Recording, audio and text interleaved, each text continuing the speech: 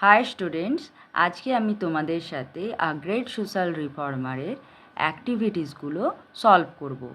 এর আগে আমি টেক্সটটা পড়িয়ে দিয়েছি দুটো পার্টে। পারলে তোমরা ডেসক্রিপশান বক্সে আমি লিঙ্ক দিয়ে রাখবো, তোমরা চেক করতে পারো। তো আজকে আমি অ্যাক্টিভিটিসগুলো সলভ করব। তো চলো স্টুডেন্ট, শুরু করা যাক। তো আমরা প্রথমেই দেখতে পাচ্ছি অ্যাক্টিভিটি 1। তো অ্যাক্টিভিটি 1-এ কী আছে না, complete the following sentences with information from the text. মানে এই যে সেন্টেন্সগুলো দেয়া আছে এগুলো ইনকমপ্লিট আছে। তো এই ইনকমপ্লিট সেন্টেন্সগুলোতে টেক্সট থেকে সেন্টেন্স নিয়ে এগুলোকে কমপ্লিট করতে বলা হচ্ছে বা সম্পূর্ণ করতে বলা হচ্ছে। তো চলো স্টুডেন্টস, আমরা এক এক করে সলভ করি। Number 1, Begum Rokeya was born, কী হবে না, in an affluent Muslim family. কারণ আমরা এটা পড়েছিলাম, কারণ তিনি একটি সম্ভ্রান্ত মুসলিম পরিবারে জন্মগ্রহণ করেছিলেন। তো কী হবে না, বেগম রোকেয়া জন্মগ্রহণ করেছিলেন একটা সম্ভ্রান্ত মুসলিম পরিবারে। তো এটা আমরা পড়েছিলাম, তো এইটাই হবে এর অ্যান্সার। পরেরটায় আসা যাক।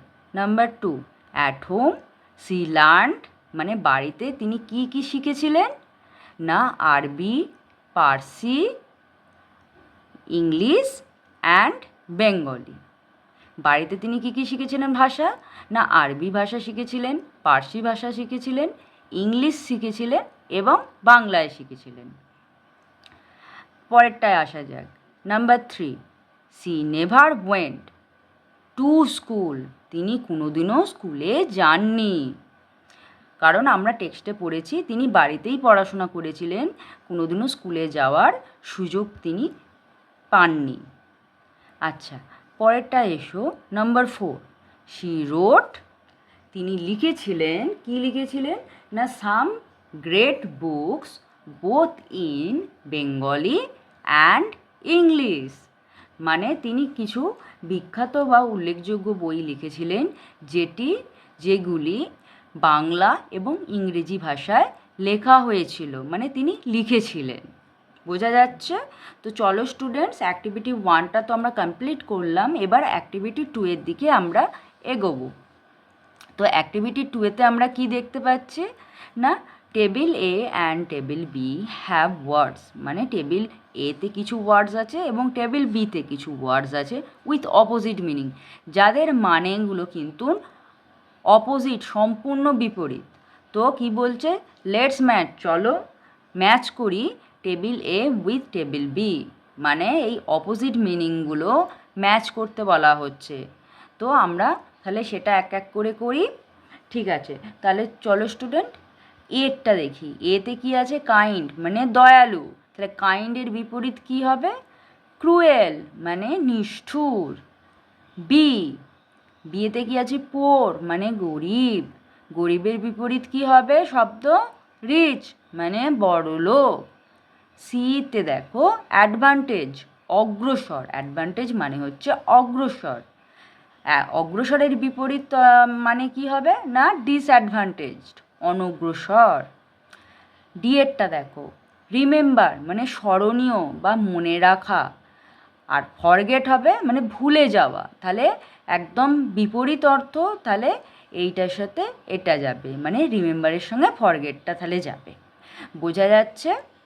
তো তাহলে আমি এবারে তাহলে আমরা অ্যাক্টিভিটি 3-র দিকে এগুই।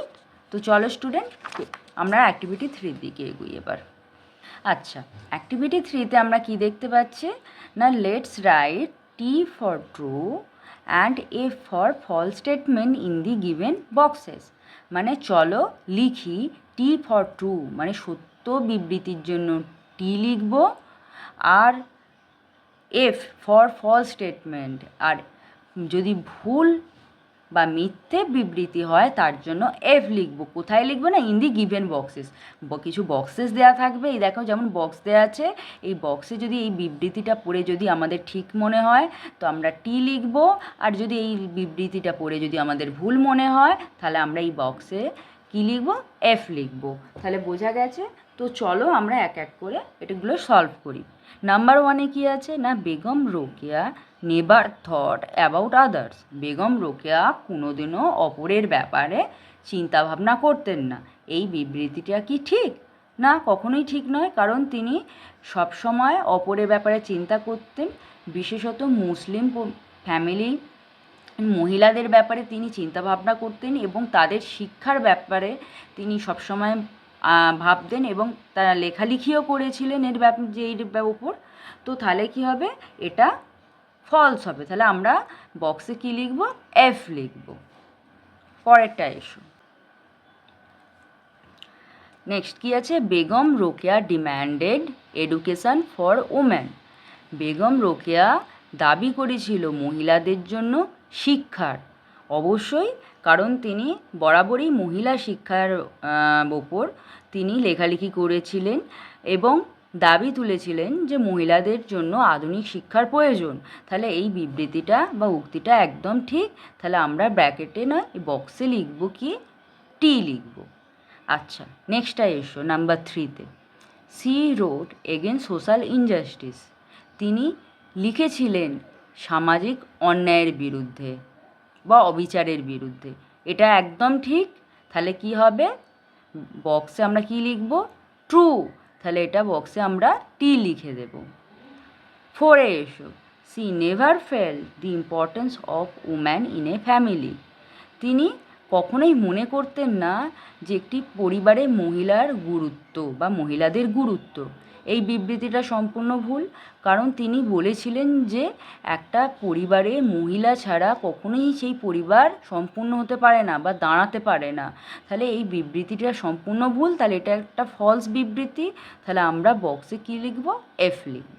বোঝা গেল? তো স্টুডেন্ট, চলো এবার আমরা অ্যাক্টিভিটি 4-এর দিকে এগোই। অ্যাক্টিভিটি 4-এ আমরা কি দেখতে পাচ্ছি? না, অ্যাক্টিভিটি 4-এ দেখো স্টুডেন্টস, বলা হয়েছে find out the word cluster, মানে খুঁজে বের করো শব্দগুচ্ছ ফ্রম দি অ্যাবভ টেক্সট। মানে আমরা যে টেক্সটটা পড়েছি এর আগে, তো সেখান থেকে আমাদের কি বলা হচ্ছে? শব্দগুচ্ছ। শব্দগুচ্ছটা কি? না, শব্দগুচ্ছ হচ্ছে যেই শব্দে মানে একটা ডেসক্রাইবিং ওয়ার্ড থাকবে, একটা নেমিং ওয়ার্ড থাকবে, মানে বর্ণনামূলক বাক্য থাকবে এবং শব্দ থাকবে এবং নামবাচক শব্দ থাকবে। এই দুটো মিলেই তৈরি হয় ওয়ার্ড ক্লাস্টার বা শব্দগুচ্ছ, যেটা আমাদেরকে আমাদের যে পড়েছি টেক্সটটা সেখান থেকে আমাদের খুঁজে বের করে এই যেখানে যে শূন্যস্থানগুলো আছে সেটা পূরণ করতে হবে। তো দেখো, একটা অলরেডি করে দেওয়া আছে, যেমন সোশ্যাল রিফর্মস, সমাজ সংস্কারক। তাহলে এবার আমরা দেখো নাম্বার 2টায় যাই। তাহলে হেলদি কি হবে? না, হেলদি ফ্যামিলি। নাম্বার 3টা কি হবে? ডিসঅ্যাডভান্টেজড উম্যান, অনগ্রসর মহিলা। তারপরে নাম্বার 4-এ এসো। নাম্বার 4-এ কী হবে? ফার্স্ট ওম্যান চলে যাবে টেক্সটে, কারণ আমরা এইরকম ওয়ার্ড টেক্সটে পেয়েছি। নাম্বার 5টা কি আছে? স্ট্রং হিউম্যানিস্ট, মানে কঠোর মানবতাবাদী। নাম্বার 6-এ এসো। ফেমাস বুকস, মানে বিখ্যাত বই, আমরা এইগুলো টেক্সটে পেয়েছি। নাম্বার 7-এ কী আছে? আইডিয়াল লেসন, উপযুক্ত একদম শিক্ষা। নাম্বার 8-এ আসো। নাম্বার 8-এ কী হবে? না, গ্রেট বুকস, মহান বই। তো এইগুলো বোঝা গেল, এইগুলোকেই আমাদের ফিল করতে বলা হয়েছে। তো চলো স্টুডেন্টস, তো আমরা এবার নেক্সট লেসনের দিকে এগুই। এরপর আমরা এই লেসনটায় আমরা একটু শিখব বা আমরা জানব যে কি আছে। দেখো, লেটস লার্ন, শেখার আছে। Let's find out the meaning of the following science, মানে লেটস, চলো খুঁজে বের করি দি মিনিং, মানে অফ দি ফলোয়িং সাইন্স, মানে এখানে যে বিরাম চিহ্নগুলো আছে তার মানে, কোন বিরাম চিহ্ন কী মানে হয়, কখন ব্যবহার হয়, তার মানেটা আমাদের এবার খুঁজে বের করতে হবে। তো সেইটাই আমরা জানবো এবার। নাম্বার 1-এ দেখো কি আছে না, নাম্বার 1-এ যে সাইনটা আছে, টেলস আস, আমাদের বলে দ্যাট যে ইট ইজ আ কোয়েশ্চেন, এটা একটা কোয়েশ্চেন।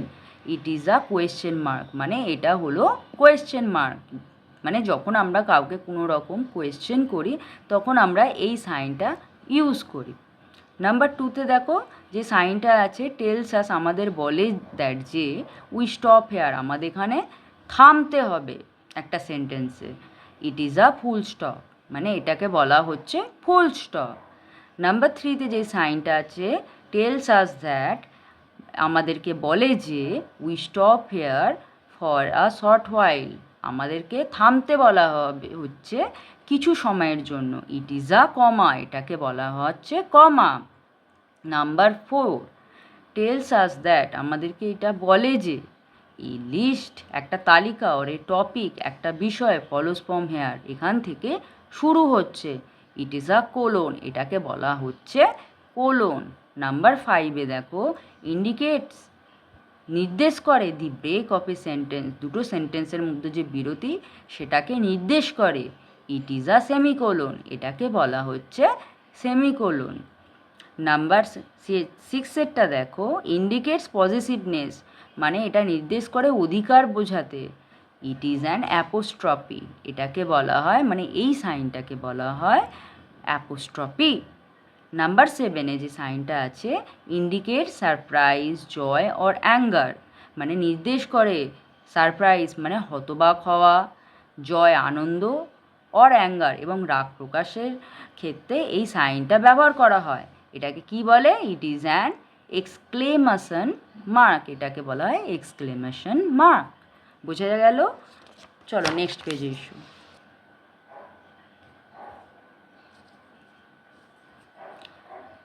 আচ্ছা, নাম্বার 8এরটা দেখো, ইন্ডিকেটস আ কম্পাউন্ড ওয়ার্ড, মানে এটা নির্দেশ করে যৌগিক বাক্য। ইট ইজ আ হাইফেন, এটাকে হাইফেন বলা হয়। আচ্ছা, নাম্বার 9এরটা দেখো, indicates direct speech. Direct speech বলতে কি বোঝায়? যে কোনো একটা ব্যক্তি যে কোনো রকম উক্তি সেটাকে হুবহু কপি করা হয়, সেইটাকেই বলা হচ্ছে ডাইরেক্ট স্পিচ। তো তোমরা ন্যারেশনের ক্ষেত্রে এইগুলো দেখতে পাবে। তো এখন আমি এটা বললাম। তো it is a question mark, এই সাইনটাকে বলা হচ্ছে কোটেশন মার্ক। কি না, কোটেশন মার্ক, এই সাইনটাকে বলা হচ্ছে। দেখো, all this signs are called punctuation mark. তো এই যে আমরা সাইনগুলো পড়লাম, এই সমস্ত সাইনগুলোকে কি বলা হচ্ছে না, পাংচুয়েশন মার্ক। তো পাংচুয়েশন মানে হচ্ছে বিরাম চিহ্ন, বাংলায় যেটার মানে হচ্ছে বিরাম চিহ্ন। তো চলো স্টুডেন্টস, আমরা তো এখন এতক্ষণ আমরা পাংচুয়েশন ব্যাপারে জানলাম বা বিরাম চিহ্নর ব্যাপারে জানলাম, কখন কি ইউজ হয়, কোনটাকে কি বলে। তো এরপর আমরা অ্যাক্টিভিটিসে যাই। তো অ্যাক্টিভিটিস 5টায় চলো আমরা শুরু করি। অ্যাক্টিভিটিস 5টা, put the punctuation mark in the following sentences. The first one is done for you, মানে পুট দাও the punctuation mark in the following sentence. এই যে ফলোয়িং সেন্টেন্স, মানে এই সেন্টেন্সগুলো তোমরা দেখতে পাচ্ছ, এখানে ঠিকঠাক পাংচুয়েশন মার্ক নেই। তো আমাদের কি করতে হবে? সেন্টেন্সগুলো পড়ে কোথায় কোন পাংচুয়েশনটা বা বিরাম চিহ্নটা বসবে সেটা আমাদের বসাতে হবে ঠিকঠাক জায়গায়। তো একটা অলরেডি করে দেয়া আছে, তো চলো একটা আমরা দেখে নিই, তারপরেরগুলো আমরা নিজেরা করার চেষ্টা করব। তো নাম্বার 1এরটা দেখো, বিবেকানন্দ সেড, বিবেকানন্দ কি বলেছিলেন? All Indians are my brother, প্রত্যেকটি ভারতীয় হলো আমার ভাই। দেখো, এটা একটা ডাইরেক্ট উক্তি, প্রত্যক্ষ উক্তি, মানে বক্তা যা বলেছেন হুবহু সেটা একদম লিখে দেওয়া হয়েছে। তো এটাকেই বলা হচ্ছে কোটেশন মার্ক। আমরা পড়েছিলাম কোটেশন মার্ক, তো এটাই বলা হচ্ছে কোটেশন মার্ক। নাম্বার 2টা দেখো, আই অ্যাম রোকেয়াস ফ্রেন্ড, আমি হলাম রোকেয়ার বন্ধু। সেড দ্য লেডি, তাহলে এটা আমরা কিভাবে লিখব? আমরা সবসময় জানি বাক্যের প্রথম ওয়ার্ড লেটার সবসময় ক্যাপিটালে হয়। তো তাহলে বাক্যের প্রথম শব্দ সবসময় ক্যাপিটালে হলে তাহলে কি আইটা কি হবে? ক্যাপিটালে হবে। তাহলে কি হবে? আই অ্যাম রোকেয়া, আটটা এখানে যেহেতু প্রপার নাউন, তাহলে এটা আটটা ক্যাপিটালে হবে। রোকেয়াস ফ্রেন্ড, কার বন্ধু? একটা অধিকার বোঝাচ্ছে, রোকেয়ার বন্ধু, তাহলে অ্যাপোস্ট্রফি এস হবে রোকেয়াস ফ্রেন্ড, কমা, তারপর হবে সেড দ্য লেডি। বোঝা গেল? নাম্বার 3তে এসো, এখানে একটা দেখো কোয়েশ্চেন বোঝাচ্ছে, হু আর ইউ, মানে একটা কোয়েশ্চেন করছে। তাহলে এখানে হু এর ডাব্লুটা আমরা ক্যাপিটালে লিখবো, আর ইউ একটা কোয়েশ্চেন মার্ক দেবো, ওহ, ওহ মানে একটা বিস্ময়সূচক বাক্য বোঝাচ্ছে, এক্সক্লেমেশন সাইন দেব। আমরা পড়েছি এর আগে, ইউ আর উন্ডেড, তুমি আহত, দেন ফুল স্টপ, আমরা ফুল স্টপটা দেব। নাম্বার 4-এ এসো। আই নো, আমি জানি, দেয়ার আর মেনি বার্ডস, এখানে অনেক পাখি আছে, লাইক ক্রো, প্যারট অ্যান্ড ময়না, মানে যেমন কাক, তোতা পাখি, ময়না। তো তাহলে সেন্টেন্সে দেখো কোনো রকম বিরাম চিহ্ন বা পাংচুয়েশন নেই। তো আমাদেরকে কিভাবে লিখতে হবে? আইটা আমরা ক্যাপিটালে লিখব। I know there many birds like crow, comma, parrot, comma, myna, full stop. বোঝা গেল যে কিভাবে আমরা বিরাম চিহ্ন বা পাংচুয়েশনগুলো ইউজ করছি। নাম্বার 5 এসো। নেতাজি ফাউন্ডেড, নেতাজি প্রতিষ্ঠা করেছিলেন আজাদ হিন্দ ফৌজ, আজাদ হিন্দ বাহিনীর। তো নেতাজি যেহেতু একটা প্রপার নাউন, তাহলে আমরা আর বাক্যের প্রথম শব্দ সবসময় ক্যাপিটালে হয়, তো এনটা আমরা ক্যাপিটালে লিখব। ফাউন্ডেড, প্রতিষ্ঠা করেছিলেন আজাদ হিন্দ ফৌজ। আজাদ হিন্দ ফৌজ যেহেতু একটা সংগঠন, তাহলে এই যে আজাদের এ, হিন্দের এইচ এবং ফৌজের এফ, এইগুলো আমরা ক্যাপিটালে লিখব, দেন একটা ফুল স্টপ অ্যাড করব, কারণ বাক্যটা শেষ হলো। তাহলে বোঝা গেল। নেক্সটটা এসো, নাম্বার 6-এ কী আছে না, বিদ্যাসাগর ওয়াজ আ সোশ্যাল রিফর্মার, বিদ্যাসাগর ছিলেন একজন সমাজ সংস্কারক। তাহলে এটা একটা সিম্পল সেন্টেন্স। তো বিদ্যাসাগরের শুধু ভিটা আমরা ক্যাপিটালে লিখব, আর ওয়াজ আ সোশ্যাল রিফর্মারের পর কী করব, একটা ফুল স্টপ অ্যাড করব, তাহলেই আমাদের এটা কমপ্লিট হয়ে যাবে। বোঝা গেল? তো চলো স্টুডেন্টস, এরপর আমরা অ্যাক্টিভিটি 6-এর দিকে এগোবো। অ্যাক্টিভিটি 6-এ আমরা কি দেখতে পাচ্ছি না, let's fill in the blanks, মানে এই যে শূন্যস্থানগুলো আছে চলো ফিল করি বা পূর্ণ করি উইথ অ্যাপ্রোপ্রিয়েট প্রিপোজিশন, মানে সঠিক প্রিপোজিশন কী করব, সঠিক প্রিপোজিশন বসাবো ওই শূন্যস্থানগুলো, এই যে নিচে শূন্যস্থানগুলো আছে সেখানে প্রপার অ্যাপ্রোপ্রিয়েট মানে সঠিক প্রিপোজিশন আমরা বসিয়ে এই যে বাক্যটা সেন্টেন্সগুলো আছে এগুলো সম্পূর্ণ করব। তো প্রথমটায় কি লেখা আছে দেখো না, Swami Vivekananda was born in 1863, Swami Vivekananda জন্মগ্রহণ করেছিলেন 1863 খ্রিস্টাব্দে। সবসময় স্টুডেন্ট মনে রাখবে সালের আগে ইন বসে। বোঝা যাচ্ছে? পরেরটা এসো, হি ওয়াজ বর্ন ইন ক্যালকাটা, তিনি জন্মগ্রহণ করেছিলেন কলকাতায়। কলকাতা যেহেতু একটি বড় জায়গা, তো সেই জন্য ক্যালকাটার আগে কি করব, আমরা ইন বসাবো। He belonged to a rich family, বিলংডের সময় মানে বিলংয়ের সঙ্গে সবসময় জেনে রাখবে টু বসে। ঠিক আছে, তিনি একটি বড়লোক বাড়ি থেকে বিলং করতেন বা প্রতিনিধিত্ব করতেন। তারপরটা দেখো, ড্যাশ দোজ ডেজ, মানে ইন দোজ ডেজ, সেই সময়ে, আওয়ার কান্ট্রি, আমাদের দেশ, ওয়াজ, ছিল, আন্ডার দি ব্রিটিশ রুল, মানে ব্রিটিশ গভর্নমেন্টের আন্ডারে বা অধীনে। বিবেকানন্দ ফেল্ট, বিবেকানন্দ অনুভব করেছিলেন বা মনে করেছিলেন ফর দি মাইজারি, মানে দুঃখ কষ্ট, কাদের, অফ দি ইন্ডিয়ানস, মানে ভারতীয়দের, এর আছে বলে আমরা অফ ইউজ করছি। বিবেকানন্দ অনুভব করেছিলেন ভারতীয়দের দুঃখ কষ্ট, এই যে এর ভারতীয়দের এর আছে না, এর জন্য আমরা অফ ইউজ করছি। বোঝা যাচ্ছে? তো চলো স্টুডেন্টস, এরপর আমরা অ্যাক্টিভিটি 7-এর দিকে এগোই। 7-এর এটা আমরা এখন পড়ছি। তো চলো কি বলেছে না, let's classify the personal pronoun and positive pronoun from the passage, মানে লেটস চলো ক্লাসিফাই শ্রেণীবিভক্ত করি পার্সোনাল প্রোনাউন এবং positive pronoun from the passage. এই যে প্যাসেজটা দেওয়া আছে এখান থেকে আমরা শ্রেণীবিভক্ত করব কোনটা পার্সোনাল প্রোনাউন এবং কোনটা পজিটিভ প্রোনাউন। তো শুরু করা যাক, প্যাসেজটা পড়ি। রাজা রামমোহন রয় ওয়াজ আ গ্রেট সোশ্যাল রিফর্মার, রাজা রামমোহন রায় ছিলেন একজন মহান সমাজ সংস্কারক। হি, এই যে lived in the 19th century Bengal, তিনি বসবাস করতেন 19বিংশ শতকের বাংলায়। তাহলে এই যে রাজা রামমোহন রায়ের পরিবর্তে এই যে হিটা ব্যবহার করা হয়েছে, এটা হচ্ছে কি না পার্সোনাল প্রোনাউন।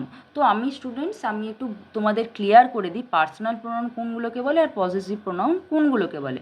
পার্সোনাল প্রোনাউন হচ্ছে যে কি না হি, সি, দে, উই, এগুলোকে বলা হচ্ছে পার্সোনাল প্রোনাউন। আর পজিটিভ প্রোনাউন মানে হচ্ছে অধিকার বোঝাতে, আমার, তার, এই যে অধিকার, সেইগুলোকে বলা হচ্ছে পজিটিভ প্রোনাউন, যেমন হিজ, হার, আওয়ার, এগুলো হচ্ছে পসেসিভ প্রোনাউন। তারপরটা দেখা যাক, he work hard for the betterment of our country. তিনি কঠোর পরিশ্রম করেছিলেন আমাদের দেশকে একটি ভালো জায়গায় বা উন্নততর জায়গায় নিয়ে যেতে। তাহলে হি ওয়ার্ক, এটা কি, হিটা হচ্ছে একটা পার্সোনাল প্রোনাউন। নেক্সট দেখো, হিজ ফাইট, তার লড়াই ছিল, was for abolishing the evil system of sati, মানে তিনি লড়াই করে গিয়েছিলেন কি রদ করতে, না একটা ইভিল সিস্টেম মানে একটা খারাপ প্রথা বা একটা নিষ্ঠুর প্রথা অফ সতীদাহ প্রথা তিনি রদ করার জন্য কঠোর পরিশ্রম করেছিলেন বা লড়াই করেছিলেন। এই যে হিজ ফাইট, তার লড়াইটা কার ছিল, রাজা রামমোহন রায়, তাহলে এখানে একটা অধিকার বোঝাচ্ছে। তাহলে এই হিজটা হচ্ছে positive pronoun. And his contribution to the improvement of Indian education will be remembered for ever, এবং তার যে অবদান টু দ্য ইমপ্রুভমেন্ট মানে উন্নতির ক্ষেত্রে অফ ইন্ডিয়ান এডুকেশন ভারতীয় শিক্ষা ব্যবস্থার will be remembered for ever চিরস্মরণীয় হয়ে থাকবে। তাহলে হিজ কন্ট্রিবিউশন, তার কন্ট্রিবিউশন অবদান বা যোগদান, তাহলে এখানে হিজ অধিকার বোঝাচ্ছে, তাহলে এটা কি হবে না possessive pronoun. We are all proud of him, আমরা তাকে নিয়ে গর্ববোধ করি, এখানে উইটা কি না পার্সোনাল প্রোনাউন। বোঝা গেল স্টুডেন্ট? এত দূর যে পড়ালাম, চলো এবার আমরা নেক্সট অ্যাক্টিভিটিসের দিকে এগোই।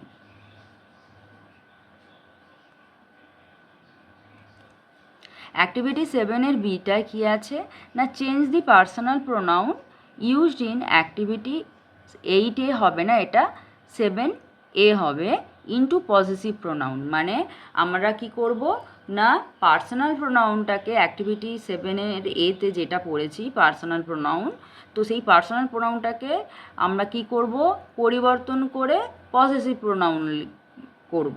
তো 1 ইজ ডান ফর ইউ, একটা আমাদের জন্য করে দেয়া হয়েছে। দেখো হি আছে পার্সোনাল প্রোনাউনের ঘরে আর পজিটিভ প্রোনাউনের ঘরে আছে হিজ, তাহলে হি থাকলে কি হবে হিজ হবে। এরপরে দেখো আর একটা কী আমরা পড়েছি উই, উইটা হচ্ছে পার্সোনাল প্রোনাউন আর পজিটিভ প্রোনাউন কী হবে উইয়ের আওয়ার। বোঝা গেল? তো আচ্ছা স্টুডেন্টস, এরপর আমরা একদম শেষে চলে এসেছি, অ্যাক্টিভিটি 8 এটাই হচ্ছে শেষ অ্যাক্টিভিটি। তো এবার আমরা এটা একটু জানব কি বলেছে অ্যাক্টিভিটি এটে না use the following hints with and right 10 sentence about Henry Louis Vivian Derozio. Use the following hints মানে এই যে হিন্টসগুলো আছে আমাদের ব্যবহার করতে বলা হচ্ছে, অ্যান্ড রাইট 10 সেন্টেন্সেস এবং 10টা শব্দ মানে বাক্য লিখতে বলা হচ্ছে about Henry Louis Vivian Derozio. কার ব্যাপারে না হেনরি লুইস ভিভিয়ান ডিরোজিওর ব্যাপারে লিখতে বলা হচ্ছে। প্রথমটা কি আছে name, Henry Louis Vivian Derozio. বোঝা গেল? ডেট অফ বার্থ, তিনি জন্মগ্রহণ করেছিলেন 1809 মানে 1809 খ্রিস্টাব্দে তিনি জন্মগ্রহণ করেছিলেন। পেরেন্টস নেম মানে বাবা মায়ের নাম, বাবার নাম ছিল ফ্রান্সিস ডিরোজিও এবং মায়ের নাম ছিল Sophie Johnson. Place of birth, তিনি জন্মগ্রহণ কোথায় করেছিলেন না এন্টালি কলকাতায়। স্কুল কি ছিল না ডেভিড ড্রামন্ডস ধর্মতলা একাডেমি। তিনি কোন স্কুলে পড়েছিলেন না ডেভিড ড্রামন্ডস ধর্মতলা একাডেমি, এই স্কুলে তিনি পড়েছিলেন। সার্ভিস মানে কাজ কোথায় করতেন না teacher of English literature and history, তিনি শিক্ষক ছিলেন ইংরেজি সাহিত্য এবং ইতিহাসের। কোথায় করতেন না হিন্দু কলেজে তিনি শিক্ষকতা করতেন। তারপরটা দেখা যাক অ্যাচিভমেন্টস মানে কৃতিত্ব লাভ করা।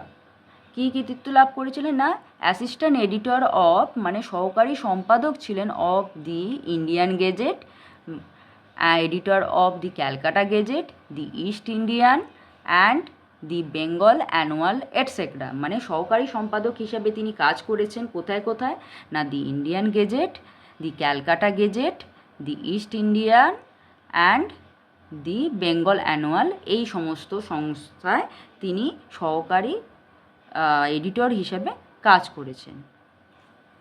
নোটেবল ওয়ার্কস মানে উল্লেখযোগ্য, তার কাজের মধ্যে উল্লেখযোগ্য কী কী ছিল না to India my native land, the harp of India, the fakir of Jungheera etcetera.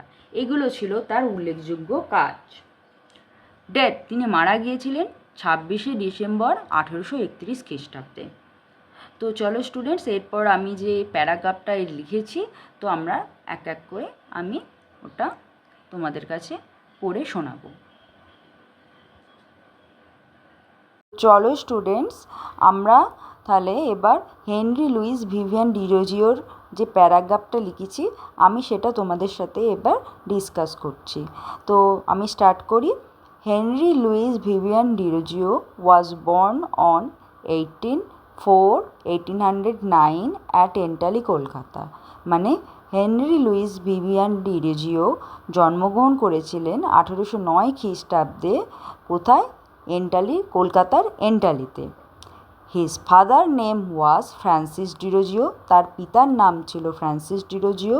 And his mother name was Sophie Johnson, তার মাতার নাম ছিল সোফি জনসন।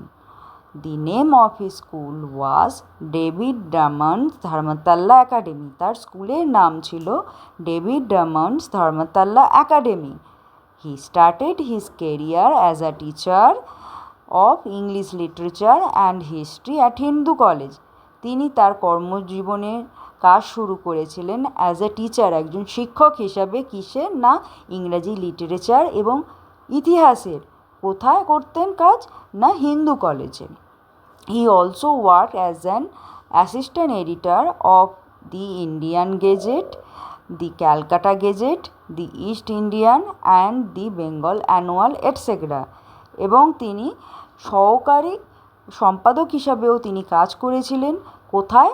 না the India Gazette, the Calcutta Gazette, the East Indian এবং দি বেঙ্গল অ্যানুয়াল, এই সমস্ত জায়গায় তিনি সহকারী সম্পাদক হিসাবে কাজ করেছিলেন। সাম অফ হিজ নোটেবল ওয়ার্কস আর, তার লেখা বা তার কিছু উল্লেখযোগ্য কাজের মধ্যে অন্যতম হল to India my native land, the harp of India, the fakir of Jungheera ইত্যাদি। তো তার লেখা এই উল্লেখযোগ্য কাজের মধ্যে এইগুলো হলো অন্যতম। তো তারপর আছে কি না হি ডাইড অন 26 ডিসেম্বর 1831। তিনি মারা গিয়েছিলেন বা পরলোক গমন করেছিলেন কত সালে? না 1831 খ্রিস্টাব্দে 26শে ডিসেম্বর। তো স্টুডেন্টস, আশা করি তোমরা এই টেক্সটটা খুব ভালোভাবে বুঝেছো। মানে যে অ্যাক্টিভিটিসগুলো আমি পড়ালাম তোমরা খুব ভালোভাবে বুঝেছো। যদি কোথাও কোনো জায়গায় তোমাদের অসুবিধা থাকে তো আমাকে অবশ্যই তোমরা কমেন্টসে জানাবে। তো আশা করি তোমাদের এই ভিডিওটা ভালো লেগেছে। Thank you.